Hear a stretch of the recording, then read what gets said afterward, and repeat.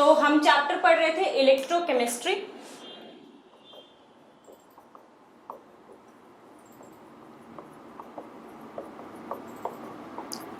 Electrochemistry में हम पढ़ रहे थे किसके बारे में? सेल के बारे में। सबसे पहले हमने जो सेल के बारे में देखा वो कौन सा सेल था? इलेक्ट्रोकेमिकल सेल, ईईसी नहीं, ईसीसी, ठीक है। इलेक्ट्रोकेमिकल सेल के बारे में हम पढ़ रहे थे। इसी का दूसरा नाम है वो है गैल्वेनिक सेल, ठीक है। कोई आपसे पूछे ईसीसी या फिर galvanic cell, so both are the same type of cell, इसी का दूसरा नाम है, ठीक है। तो ईसीसी या गैल्वेनिक सेल के बारे में हम इसका कंस्ट्रक्शन देख रहे थे। गैल्वेनिक सेल इसका नाम इसलिए पड़ा क्योंकि जो साइंटिस्ट थे उनके नाम से है ये गैल्वेनिक सेल, ठीक है। इसका हम कंस्ट्रक्शन देख रहे थे। हमने ये देखा पहले कि साइंटिस्ट ने एक्सपेरिमेंट किया, एक्सपेरिमेंट के थ्रू उनको ये पता लगा कि अगर हम एक वेसल में ही कराएं, मतलब अगर हम डायरेक्ट रिडॉक्स रिएक्शन कराएं तो हमारी एनर्जी प्रोड्यूस हो रही थी, लेकिन उस एनर्जी को हम किसी यूजफुल वर्क में कन्वर्ट नहीं कर पा रहे थे। तो फिर साइंटिस्ट ने अपना दिमाग लगाया, उन्होंने ये बोला कि हम क्या करते हैं, इसी एक्सपेरिमेंट को अलग अलग वेसल में कराते हैं, मतलब इनडायरेक्ट रिडॉक्स रिएक्शन कराते हैं, जिसकी वजह से इलेक्ट्रॉन्स का फ्लो होगा, ठीक है। इलेक्ट्रॉन्स के फ्लो होने की वजह से क्या होगा, इलेक्ट्रिसिटी प्रोड्यूस होगी और हमारा सेल क्या हो जाएगा, एफिशिएंटली वर्क करेगा, मतलब हमें एक यूजफुल वर्क मिलेगा with the help of chemical reaction, ठीक है। इतना क्लियर है सबको? उसके बाद हमने देखा था क्या, construction of electrochemical cell. Construction of electrochemical cell हम देख रहे थे। कंस्ट्रक्शन में हमने ये देखा था, एक बार फिर से मैं बना देती हूँ, हम फिर से रिवाइज करेंगे एक बार। हमने क्या लिया, दो वेसल लिया, उसमें हमने क्या किया, मेटल रॉड्स को डिप किया उसके करस्पॉन्डिंग इलेक्ट्रोलाइट्स में, उसी के इलेक्ट्रोलाइट में हमने इन मेटल रॉड्स को डिप कर दिया। तो अगर हमने जिंक का रॉड लिया था तो हमने इलेक्ट्रोलाइट, जो सोल्यूशन होता है उसको हम क्या बोलते हैं, इलेक्ट्रोलाइट, ठीक है, क्योंकि यही आयंस का क्या कर रहे हैं, कंडक्टिंग कर रहे हैं, ठीक है, इसीलिए इनको इलेक्ट्रोलाइट बोलते हैं, ठीक है। तो यहां पे हमने लिया ZnSO4 और ये था आपका जिंक का रॉड, ठीक है। यहां पे हमने कॉपर का रॉड लिया था और उसको डिप कर दिया था हमने कॉपर सल्फेट में, ठीक है। अब हमने क्या किया था, हमें एक यूजफुल वर्क चाहिए था जिसके लिए हमें मूवमेंट ऑफ इलेक्ट्रॉन चाहिए था, इसलिए हमने क्या किया, इन दोनों को क्या किया, हमने एक कंडक्टिंग वायर से जोड़ दिया और हमने बीच में बल्ब लगा दिया ताकि हमें पता लग जाए कि हाँ इलेक्ट्रिसिटी फ्लो कर रही है, इलेक्ट्रिक करंट फ्लो कर रहा है, ठीक है। हमने क्या देखा था, इनिशियली क्या था, यहाँ पे आयंस क्या थे, बराबर थे, जिंक आयंस Zn+2 आयंस और SO4 -2 आयंस बराबर थे, ठीक है। जब रिएक्शन होने लगा, जब हमने इसको कनेक्ट कर दिया तो रिएक्शन होने लगा, रिएक्शन होने की वजह से क्या हो गया, जिंक के पास टेंडेंसी आ गई कि जिंक रॉड में से जिंक आयंस क्या करने लगे, लीव होने लगे, किसमें, सोल्यूशन में, ठीक है। तो सोल्यूशन में आयंस की क्या हो गई, मात्रा बढ़ गई, तो ये क्या हो गया, Zn+2 ज्यादा हो गया किससे, SO4 -2 से, ठीक है। सोल्यूशन हो गया आपका पॉजिटिवली चार्ज। अब ये जो जिंक सॉलिड था वो आयन में कन्वर्ट हो रहा था, वो दो दो इलेक्ट्रॉन्स को लीव करते जा रहा था, कहां पे, रॉड पे। तो दो इलेक्ट्रॉन्स लीव होने की वजह से ये जो रॉड था वो कैसा चार्ज हो गया, नेगेटिव, रॉड हो गया आपका नेगेटिव, सोल्यूशन हो गया आपका पॉजिटिव। सिमिलरली यहाँ पे मैं दोबारा एक्सप्लेन नहीं करूंगी, ये क्या हो जाएगा, सोल्यूशन क्या हो जाएगा, सोल्यूशन हो जाएगा आपका नेगेटिव, क्योंकि यहां पे क्या हो गया आपका, SO4 की मात्रा as compare to copper ions बढ़ गई, क्योंकि कॉपर आयंस जो थे वो किस में कन्वर्ट होते जा रहे थे, कॉपर सॉलिड में, और वो क्या हो रहे थे, इसके सरफेस पे, रॉड के सरफेस पे डिपॉजिट होते जा रहे थे, ठीक है। हम एक बार फिर से रिवाइज कर लेते हैं, बहुत बच्चों को अगर क्लियर नहीं हो गया होगा तो अभी क्लियर हो जाएगा, ठीक है। अब हमने क्या किया था, हमने देखा था कि कुछ टाइम के बाद यहाँ पे क्या हो रहा था, पॉजिटिव चार्ज ज्यादा हो जा रहा था और यहाँ पे नेगेटिव चार्ज ज्यादा हो जा रहा था, जिसकी वजह से यहाँ पे क्या हो रहा था, ये पॉजिटिव क्या हो रहा था, नेगेटिव इलेक्ट्रॉन्स को अट्रैक्ट करने लग रहा था और यहाँ पे जो नेगेटिव था वो इलेक्ट्रॉन्स को आने नहीं दे रहा था, जिसकी वजह से हमें किसकी जरूरत पड़ी, क्या लगाया हमने उसके बाद, सॉल्ट ब्रिज। वेरी गुड, हमने लगाया यहां पे सॉल्ट ब्रिज।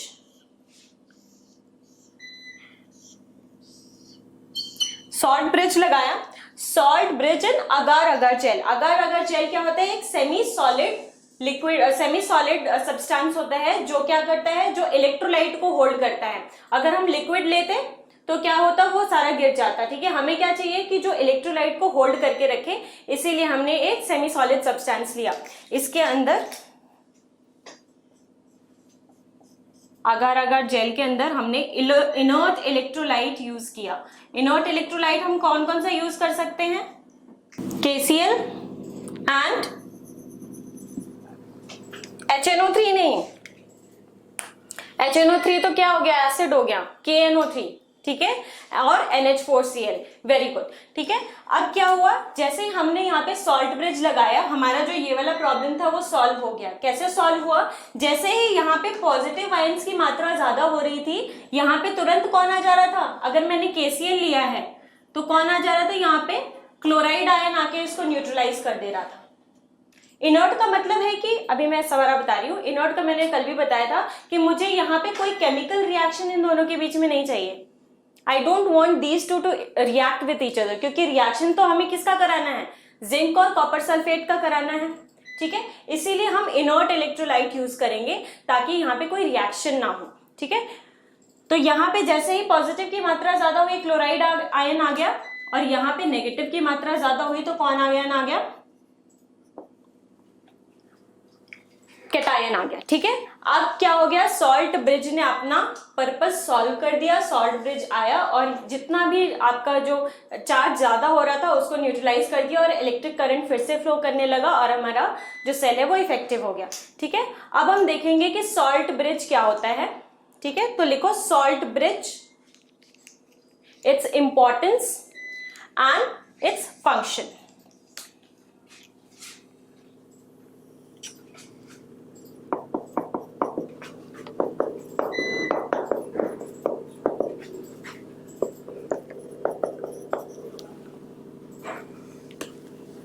दिख रहा है सबको, इंपॉर्टेंस एंड फंक्शन। ठीक है, तो सॉल्ट ब्रिज क्या है, सॉल्ट ब्रिज बेसिकली एक इन्वर्टेड यू शेप का ट्यूब है। ठीक है, तो लिखोगे salt bridge is an inverted U-shaped tube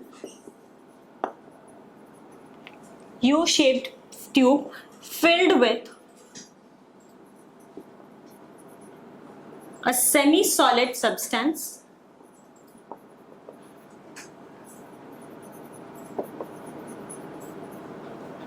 that is agar-agar gel which contains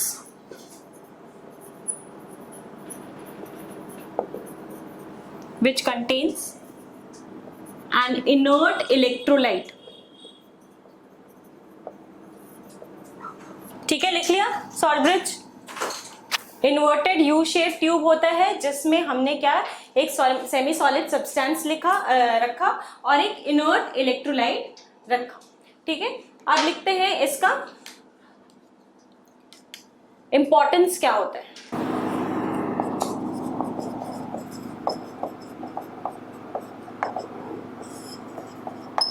importance and function दोनों सेम में ही कर लो।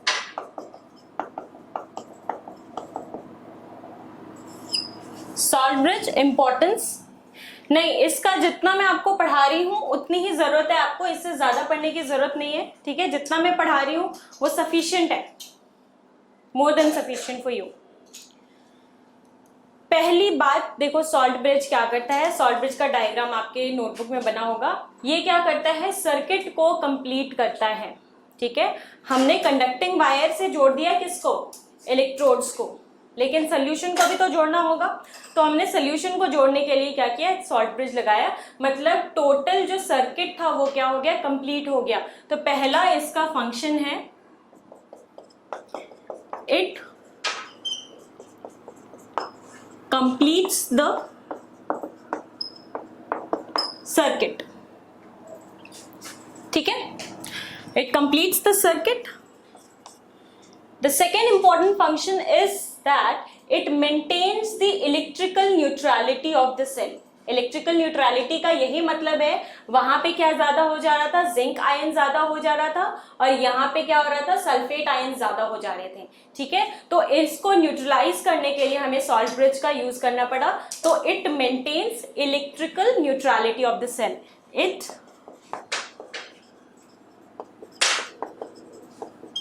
Maintains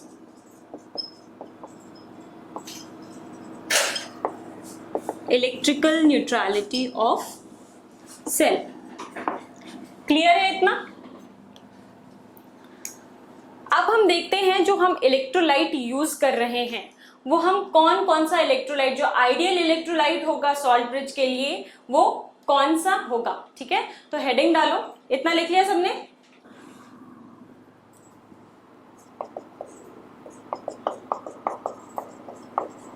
electrolyte for salt bridge.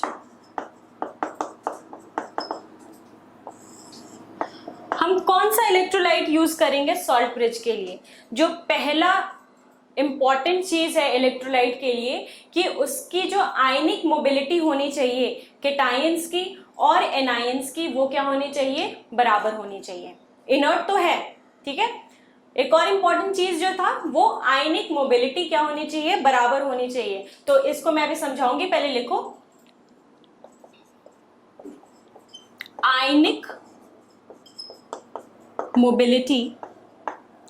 ठीक है, सो ionic mobility for cations and anions should be equal। इसका क्या मतलब है कि जो आयंस के जो मोबाइल होने की जो टेंडेंसी है वो क्या होनी चाहिए, दोनों की बराबर होनी चाहिए। ऐसा नहीं होना चाहिए कि यहाँ पे आपका क्या ज्यादा हो रहा था, जिंक आयंस, यहाँ पे आपके ज्यादा हो रहे थे कौन से, सल्फेट आयंस। अगर यहाँ पे जिंक आयन ज्यादा हो रहा था तो यहाँ पे क्लोराइड तो एकदम से आ गया, ठीक है, लेकिन यहाँ पे जो पोटेशियम आयन है वो आया ही नहीं। तो ये तो क्या हो गया, आपका न्यूट्रलाइज हो गया। तो ये इलेक्ट्रॉन्स को भेजना शुरू कर दिया है, लेकिन ये अभी उस कंडीशन में नहीं आया कि ये इलेक्ट्रॉन्स को एक्सेप्ट कर सके। ठीक है, मोबिलिटी, इसी को बोलते हैं मोबिलिटी। यहाँ पे आपके क्या था, देखो हर स्टैंडर्ड इलेक्ट्रोकेमिकल सेल में हमेशा क्या होगा, आपके लेफ्ट साइड में क्या होगा, एनोड होगा। और एनोड कैसे चार्ज का होगा, एनोड पे होगा नेगेटिव चार्ज, मतलब सोल्यूशन में होगा पॉजिटिव चार्ज। अगर सोल्यूशन में पॉजिटिव चार्ज है तो यहाँ पर तो एकदम से आ गया आपका क्या, क्लोराइड आयन। ठीक है, अगर आयनिक मोबिलिटी सेम नहीं है, मान लो पोटेशियम आयन का स्पीड उतना ज्यादा नहीं है, तो यहाँ पे आने में टाइम लगा देगा पोटेशियम आयन, तो काम ही नहीं करेगा। अगर आयनिक मोबिलिटी बराबर नहीं है तो सेल क्या करेगा, अच्छे से काम नहीं करेगा। ठीक है, थोड़ी देर काम करेगा फिर रुक जाएगा, फिर थोड़ी देर काम करेगा, जब यहाँ पर आ जाएगा नहीं, ब्लास्ट नहीं करेगा। आयनिक मोबिलिटी क्या हो रहा है, बस ये इलेक्ट्रॉन्स जा रहे हैं और यहाँ पे इलेक्ट्रॉन्स एक्सेप्ट नहीं हो पा रहे हैं उससे, तो वो क्या होते जाएगा, इकट्ठा हो जाएगा इलेक्ट्रॉन। जब वापस आएगा तो वो फ्लक्चुएशन होता है ना, तो फ्लक्चुएशन हो जाएगा। ठीक है, कभी ज्यादा आएगा इलेक्ट्रॉन, कभी ज्यादा इलेक्ट्रिक करंट आएगा, कभी कम आएगा। आयनिक मोबिलिटी समझ में आ गया सबको? ठीक है, आयनिक मोबिलिटी का डेफिनेशन लिखेंगे।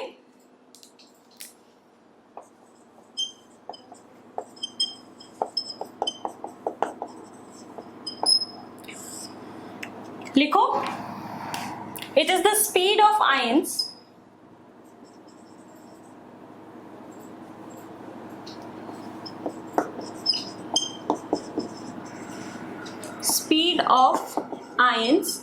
Under the influence of electric field, किसके इन्फ्लुएंस में ये सारी चीजें हो रही हैं? इलेक्ट्रिक फील्ड के इन्फ्लुएंस में। Speed of ions under the influence of electric field. कब? जब आपने 1 वोल्ट क्या किया, इसमें इलेक्ट्रोड पोटेंशियल अप्लाई किया। When 1 volt electrode potential was applied। ठीक है, यहां पे हमने एक टर्म यूज किया है इलेक्ट्रोड पोटेंशियल। ठीक है, लिख लिया सबने? देखो यहां पे मैंने बोला कि स्पीड ऑफ आयंस, ठीक है, under the influence of electric field. यहाँ पे क्या हो रहा था? इलेक्ट्रॉन्स फ्लो हो रहे थे और इलेक्ट्रिक फील्ड जनरेट हो रहा था। तो speed of ions under the influence of electric field when 1 volt of electrode potential is applied, या 1 वोल्ट इलेक्ट्रोड पोटेंशियल जब होगा तब की बात है। 1 वोल्ट इलेक्ट्रोड पोटेंशियल का क्या मतलब होता है, या फिर इलेक्ट्रोड पोटेंशियल का क्या मतलब होता है? यहाँ पे क्या हो रहा है? चार्ज है, ठीक है, एक जगह आपका पॉजिटिव चार्ज है, एक जगह नेगेटिव चार्ज है। उन दोनों चार्ज को सेपरेट करने में क्या कोई भी चार्ज, अगर मैं कहूं कॉपर सल्फेट है, कॉपर सल्फेट को मुझे अलग अलग करने में कुछ एनर्जी देनी पड़ेगी या अपने आप ही हो जाएगा? कुछ एनर्जी देनी पड़ेगी, ठीक है। तो कभी भी किसी चार्ज को सेपरेट करने में जो मुझे एनर्जी देनी पड़ती है या जो मुझे वर्क डन करना पड़ता है वही होता है आपका इलेक्ट्रोड पोटेंशियल, ठीक है। The energy required to separate a charge या फिर the work done for separating a charge is known as electrode potential, ठीक है। इलेक्ट्रोड पोटेंशियल हम एनर्जी आप किसी भी फॉर्म में दे सकते हो, यहाँ पे इलेक्ट्रिसिटी के फॉर्म में दे रहे हो, ठीक है, काइनेटिक एनर्जी दे सकते हो, इलेक्ट्रिसिटी के फॉर्म में भी दे सकते हो, तो यहाँ पर इलेक्ट्रोड पोटेंशियल इसको कहते हैं, ठीक है। जो दूसरा इंपॉर्टेंट फैक्टर है जो आपका होना चाहिए किसी भी इलेक्ट्रोलाइट के लिए, वो होना चाहिए क्या? Inert, it should be inert, ठीक है। Electrolyte should be inert. Inert का क्या मतलब है? It should not react with each other, it should not react with the corresponding electrolyte।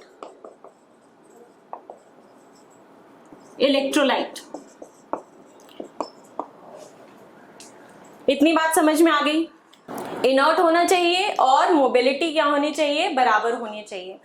अब यहाँ पर एक और हम बहुत ही इंटरेस्टिंग चीज डिस्कस करते हैं कि मान लो मैंने क्या लिया? KCl लिया, हमने इनर्ट इलेक्ट्रोलाइट लिया KCl, और रॉड किसका था? जिंक का, ठीक है। तो जिंक का रॉड लिया तो मतलब जिंक आयंस के पास जाएगा। तो आपके दिमाग में, अगर कुछ बच्चों के दिमाग में ये भी आ रहा होगा कि ये तो रिएक्ट कर जाएगा, ये ZnCl2 बना लेगा और ये K पॉजिटिव बना लेगा बिल्कुल बना सकता है, लेकिन मुझे क्या बताओ कि क्या ये ZnCl2 सॉल्यूशन में फिर से आयंस के फॉर्म में आ जाएगा? आ जाएगा ना? क्यों? क्योंकि ये सॉल्यूबल है, ठीक है।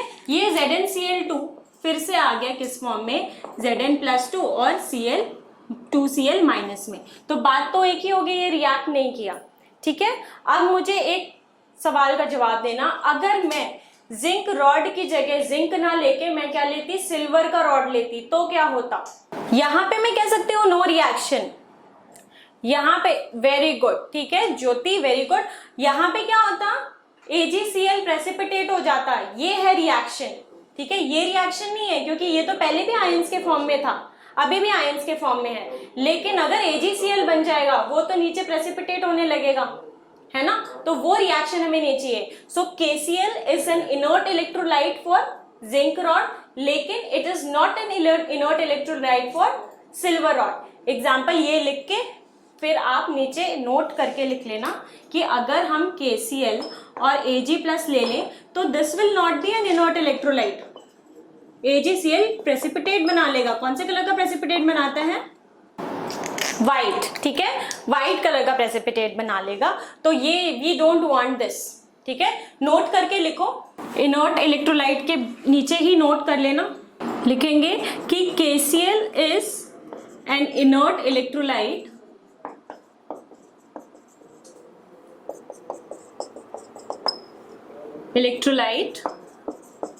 for zinc rod, but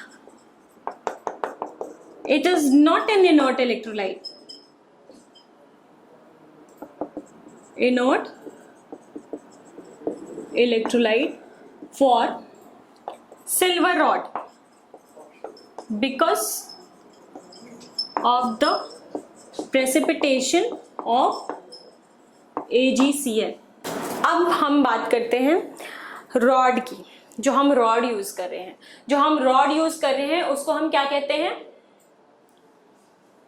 electrode, ठीक है, उसको हम कहते हैं इलेक्ट्रोड।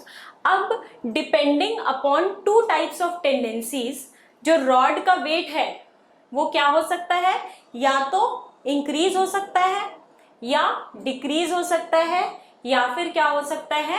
इक्वल रह सकता है, ना इंक्रीज हो रहा हो ना डिक्रीज हो रहा हो, ठीक है। वो दो टाइप की टेंडेंसी क्या क्या है, ठीक है, वो दो टाइप की टेंडेंसीज हैं, पहले समझ लेना, फिर मैं लिखने का टाइम दे दूंगी। पहला है आपका solution pressure. Solution pressure SP से डिनोट करूंगी मैं, ठीक है। सोल्यूशन प्रेशर वो टेंडेंसी होती है किसी भी मेटल की अपने आयंस में कन्वर्ट होने की, ठीक है। It is the tendency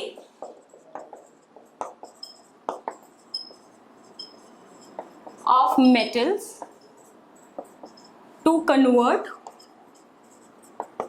itself into its constituent ions, ठीक है। इस केस में बताओ, सोल्यूशन प्रेशर अगर ज्यादा होगा तो क्या होगा? मेटल का, रॉड का जो वेट है वो इंक्रीज होगा या डिक्रीज होगा? वेरी गुड, ठीक है, इसमें डिक्रीज होगा। जो दूसरे टाइप की टेंडेंसी है वो होती है ऑस्मोटिक प्रेशर। ऑस्मोटिक प्रेशर, इसको ओपी से डिनोट करेंगे, ठीक है। ऑस्मोटिक प्रेशर वो टेंडेंसी होगी जब कोई भी, यहां पे क्या हो रहा था? मेटल कन्वर्ट हो रहा था आयन में। जब भी आयंस का मूवमेंट होने लगेगा किस तरफ? मेटल्स की तरफ, तब क्या हो जाएगा? वो ऑस्मोटिक प्रेशर हो जाएगा। It is the tendency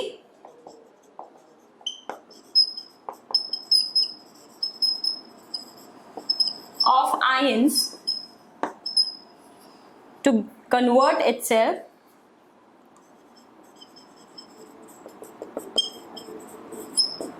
into metals। इस केस में क्या होगा? ये इसी के आगे का टॉपिक है, ठीक है, ये कंसेप्ट है हम पढ़ रहे हैं, ठीक है। अब depending upon these two things, these two tendencies, हमारा जो इलेक्ट्रोड का जो वेट है वो इंक्रीज हो सकता है, डिक्रीज हो सकता है, या तो कांस्टेंट रहेगा, ठीक है। कैसे कैसे? देखो, केस 1 लिखते हैं। केस वन में देखते हैं, अगर Sp ज्यादा है OP से, Sp ज्यादा हो गया OP से, मतलब मेटल किस में कन्वर्ट होगा? अभी लिखा नहीं, चलो लिख लो, ठीक है। अब देखना, ध्यान से सुनना। Sp ज्यादा है OP से, मतलब मेटल क्या हो रहा है? कन्वर्ट हो जा रहा है किसमें? आयंस में। कैसा आयन होगा मेटल का? पॉजिटिव आयन, ठीक है। अगर मैं इसको अगर एक हाफ सेल बनाऊं, तो ये था आपका रॉड, ये था आपका सॉल्यूशन, और Sp ज्यादा है OP से, तो रॉड तो पहले इनिशियली कैसा होगा? न्यूट्रल होगा, ठीक है। जितना नेगेटिव चार्ज होगा, थोड़ा मैं बड़ा बना देती हूँ, ठीक है। Initially the rod and the solution both will be neutral, मतलब जितना इस पे नेगेटिव चार्ज होगा उतना ही पॉजिटिव चार्ज होगा,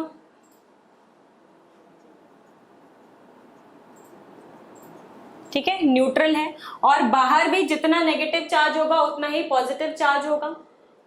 लेकिन sp ज्यादा है op से, मतलब अगर मैं कोई मेटल लेती हूं m, ठीक है, तो इसके ज्यादा होने की वजह से ये क्या होगा, मेटल जो है वो सॉलिड से कन्वर्ट होने लगेगा किसमें, m प्लस n मान लेते हैं। n इसका हमें इसका पता नहीं है कितना ये वैलेंसी है, और ये n इलेक्ट्रॉन्स को लूज करने लगेगा।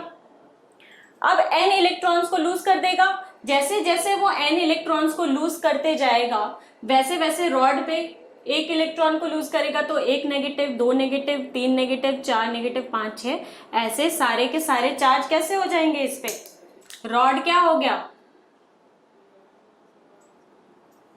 Negatively charge.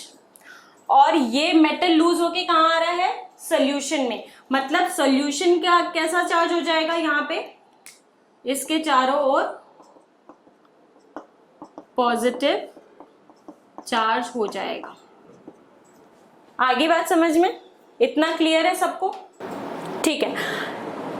sp ज्यादा है, सॉल्यूशन प्रेशर ज्यादा है किससे, ऑस्मोटिक प्रेशर से, ठीक है।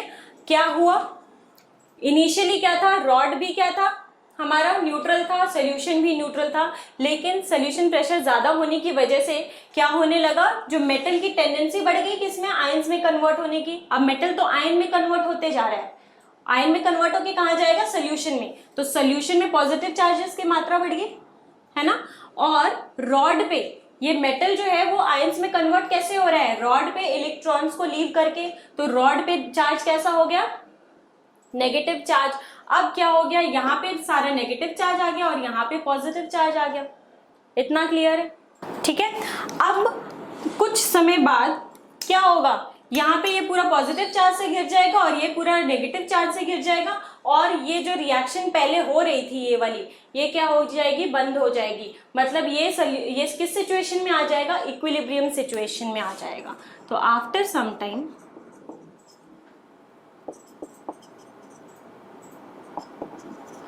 इक्विलिब्रियम सिचुएशन होने में क्या होगा कि जितना मेटल जो है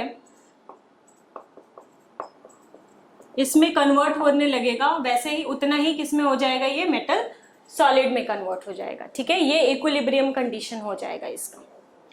इतनी बात समझ में आ गई। दूसरा केस क्या होगा, case 2।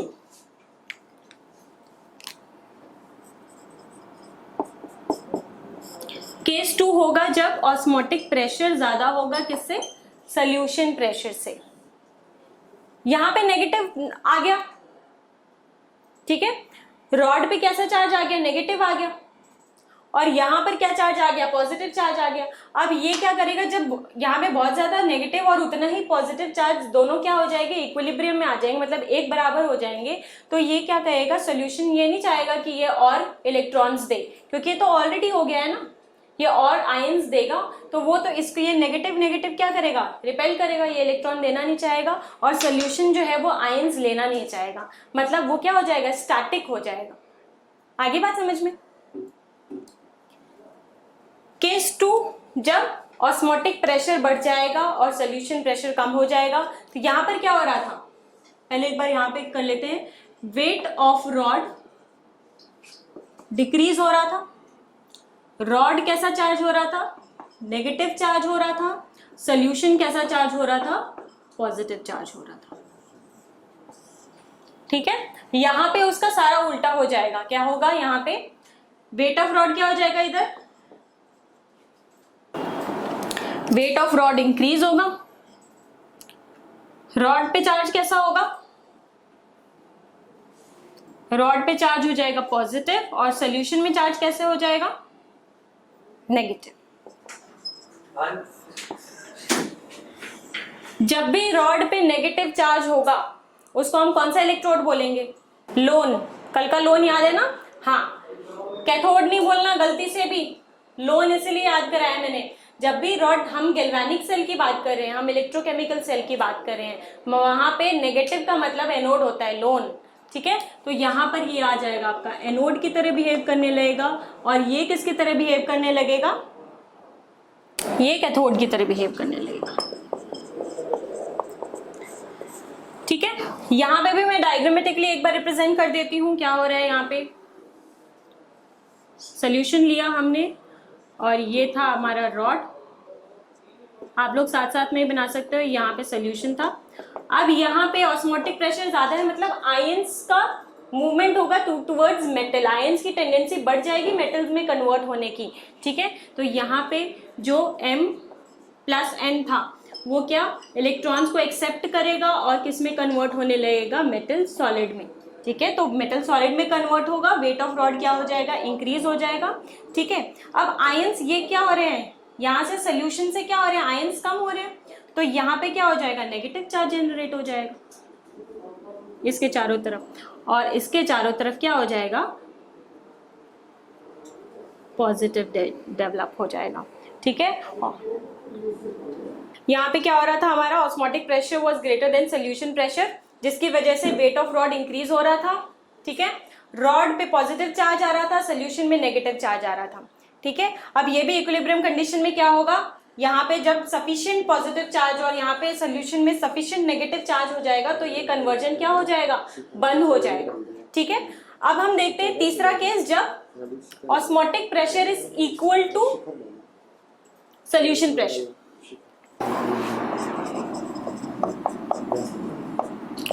When solution pressure equal to osmotic pressure, अब यहाँ पे क्या होगा, वेट ऑफ रॉड ना तो इंक्रीज होगा ना डिक्रीज होगा, वेट ऑफ रॉड सेम रहेगा, ठीक है। वेट ऑफ रॉड क्या हो जाएगा, सेम रहेगा, सोल्यूशन भी क्या रहेगा, न्यूट्रल रहेगा, और रॉड भी क्या रहेगा, न्यूट्रल रहेगा।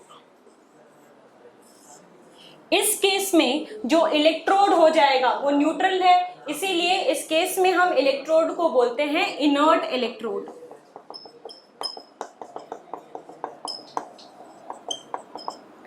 इस केस में हम इलेक्ट्रोड को क्या बोलेंगे, इनर्ट इलेक्ट्रोड, ठीक है। इस केस में ना तो जो इलेक्ट्रोड है इसका कोई काम नहीं है, इसका ना तो काम है अपने वेट को इंक्रीज करना, ना ही इसका काम है अपने वेट को डिक्रीज करना, इसका सिर्फ एक काम है, क्या काम है, वो इलेक्ट्रॉन्स का ट्रांसफर करेगा, सिर्फ इलेक्ट्रॉन्स का ट्रांसफर करेगा और कहीं भी पार्टिसिपेट नहीं करेगा, इसीलिए इसको हम बोलते हैं इनर्ट इलेक्ट्रोड। और आगे इस चैप्टर में आप देखोगे जैसे कि हम प्लैटिनम का इलेक्ट्रोड यूज करेंगे, जो आपके सेल, कल किसी ने सेल तोड़ के देखा, पुराना सेल, नया सेल नहीं, फिर पिटोगे घर पे। ब्लैक रॉड, वो ब्लैक रॉड क्या होती है, ग्रेफाइट की रॉड होती है, कार्बन रॉड, वो भी एक इनर्ट इलेक्ट्रोड की तरह काम करता है, ठीक है। प्लैटिनम या फिर हम कार्बन रॉड यूज करते हैं, उसमें आपने अगर ध्यान से देखा हो तो उस पर कुछ वोल्टेज लिखा रहता है, जो नॉर्मल पेंसिल सेल आप रिमोट्स में यूज करते हो ना, उस पर लिखा होता है 1.5 वोल्ट, नॉर्मल पेंसिल सेल में, ठीक है। हर सेल का अलग अलग होता है, जो पेंसिल सेल होता है 1.5 वोल्ट। ये 1.5 वोल्ट का क्या मतलब है, ये 1.5 वोल्ट का यही मतलब है जो यहाँ पर हो रहा है, ये जो चार्ज सेपरेशन हो रहा है ना यहाँ पे, वो कितना इस चार्ज को आपको सेपरेट करने में कितना वर्क डन करना पड़ा, कितने आयंस इसमें लूज हुए या गेन हुए, इसी को कहते हैं इलेक्ट्रोड पोटेंशियल। यही समझाने के लिए मैंने क्या किया, इतना सारा आपको ये बताया, यही है इलेक्ट्रोड पोटेंशियल, जब ये इक्विलिब्रियम में आ गया, ठीक है। इस सिचुएशन पे ये हो गया आपका इलेक्ट्रोड पोटेंशियल। इसके इक्विलिब्रियम में आने से पहले पहले इसने कितना वोल्टेज दिया, इसका कितना चार्ज सेपरेशन हुआ, या इसने कितना वर्क डन किया, वही हो गया आपका क्या, electrode potential. Now is it clear. SPOP में क्या इलेक्ट्रोड पोटेंशियल तो होगा ही नहीं, एसपीओपी में तो क्या हो रहा है, सिर्फ इलेक्ट्रॉन का ट्रांसफर हो रहा है, वो भी किसी अगर कोई रिएक्शन होगा तब, otherwise there will be no reaction. Maximum कितना भी हो सकता है, इट डिपेंड्स। मैं पेंसिल सेल की बात कर रही हूँ, पेंसिल सेल में 1.5 वोल्ट होता है, तो जब आपका सेल काम करना बंद कर देता है उस सिचुएशन में क्या होता है, उस सिचुएशन में इक्विलिब्रियम कंडीशन आ चुकी होती है, ठीक है। उस सिचुएशन में इक्विलिब्रियम कंडीशन आ चुकी होती है। ऐसा नहीं होता कि केमिकल एग्जॉस्ट हो गए, केमिकल्स तो उतने ही हैं, ठीक है, लेकिन क्या हो गया, वो इक्विलिब्रियम कंडीशन में आ चुके हैं। अब उसमें क्या हो रहा है, कोई भी चार्ज का सेपरेशन नहीं हो रहा है, जिसकी वजह से वो अब काम नहीं कर रहा, ठीक है। So that is our electrode potential. हाँ, सब जितने भी सेल होते हैं इनकी वर्किंग यही होती है, इसमें केमिकल एनर्जी कुछ प्रोड्यूस होता है जिसकी वजह से आपका इलेक्ट्रिकल एनर्जी होता है, ठीक है। इस पेंसिल सेल में हम जो लेते हैं कार्बन लेते हैं, ठीक है। बाकी आगे आप और भी चैप्टर में पढ़ोगे, प्लैटिनम भी यूज करते हैं कई बारी, पेंसिल सेल में नहीं, दूसरे जो महंगे सेल होते हैं उसमें हम प्लैटिनम के भी इलेक्ट्रोड यूज करते हैं, which also acts as a inert electrode, ठीक है। आगे बात समझ में। इसी सिचुएशन, ये जो दोनों सिचुएशन यहाँ पे अराइज हो रही हैं, इस सिचुएशन से हमें निजात पाने के लिए हमने क्या निकाला था हमने इन दोनों को किससे जोड़ दिया था, सॉल्ट ब्रिज से, ठीक है। तो यही है, आपको ये इतना क्लियर हो गया सबको, ठीक है। अब हम लिखेंगे इलेक्ट्रोड पोटेंशियल का डेफिनेशन, ठीक है। लिखो इलेक्ट्रोड पोटेंशियल।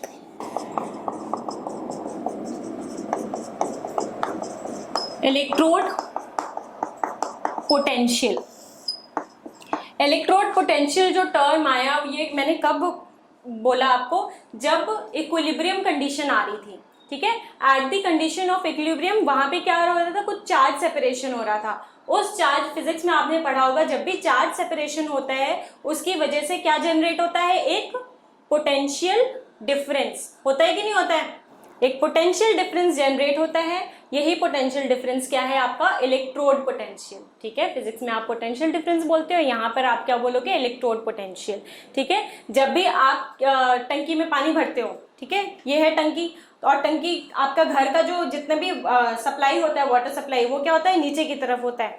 जब आप टंकी में से कोई पाइप जोड़ देते हो नीचे, इसका पोटेंशियल क्या है, ज्यादा है। इस यहाँ पे जो बाल्टी रखी हुई है इसका पोटेंशियल क्या है, कम है। इसको हमने एक पाइप से कनेक्ट कर दिया, तो यहाँ पर तो प्रेशर है, ठीक है, तो हाई टू लो फ्लो करेंगे। और जब बराबर आ जाएगी तब क्या इस टाइम पे कुछ फ्लो होगा, इस टाइम पे फ्लो नहीं होगा, ठीक है। इस टाइम पे फ्लो क्यों नहीं होगा, क्योंकि अब यही वाली कंडीशन है इक्विलिब्रियम की कंडीशन। यहाँ पे तो प्रेशर के टर्म्स में बात कर रहे हैं, लेकिन हम इधर किसके टर्म्स में बात कर रहे हैं, आयंस के फ्लो के टर्म्स में, ठीक है। तो यहाँ पे वही हो जाएगा आपका इलेक्ट्रोड पोटेंशियल। लिखो at the condition of equilibrium,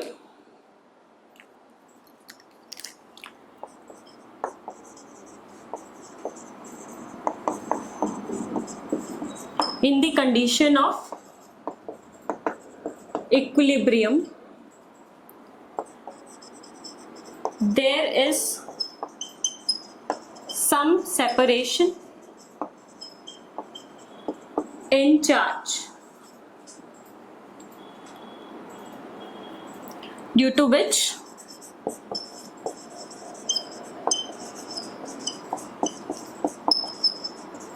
a potential difference is generated, which is known as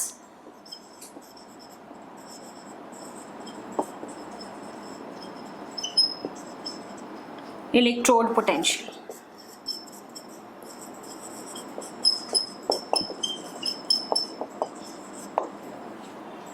लिख लिया सबने? कल करते continue, okay, we will continue in the next class. Bye.